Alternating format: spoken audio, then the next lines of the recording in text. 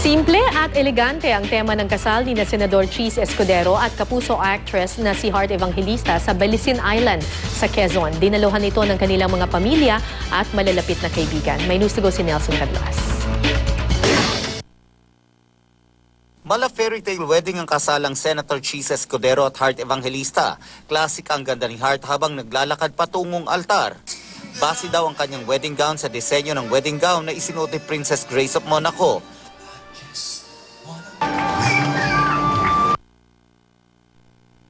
Sa kanilang wedding vows, nasaksihan ng lahat ang kanilang romantic at funny side. I promise from today and forever, you will no longer walk alone. Napapatunayan ko na mahal mo talaga ako tuwing sinasabi mong gwapo ko. Kasi yun nagmamahalan talaga sa akin na makakasabi ko. At damang-dama ang labis na pagmamahala nila.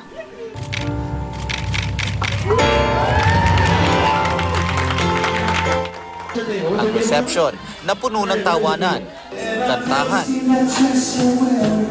at mayroon ding mga tagpo na umantig sa damdamin. Hindi man nakarating ang mga magulang ni Heart dahil na rin sa kontrobersyal na pagpigil nila sa relasyon ni na Heart at ng senador, nagpadala pa rin ng mensahe ang ama ng aktres. When the day comes that I see both of you truly happy, when I see Cheese loving you the way you deserve to be loved, I will come knocking at your door. Ang mga kapatid ni Heart, madamdamin din ang mga mensahe. I know we aren't complete tonight, but with the help of God's grace, I know someday we will be.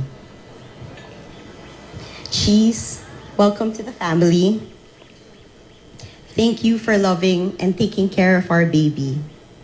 Sinuklian naman ito ng isang awitin mula kay Heart na nauwi sa pagyayakapan nilang magkakapatid. Ano man daw ang mga naganap, tanging pasasalamat pa rin ang nararamdaman ng bagong kasal. Any immediate plans po ba? Wala.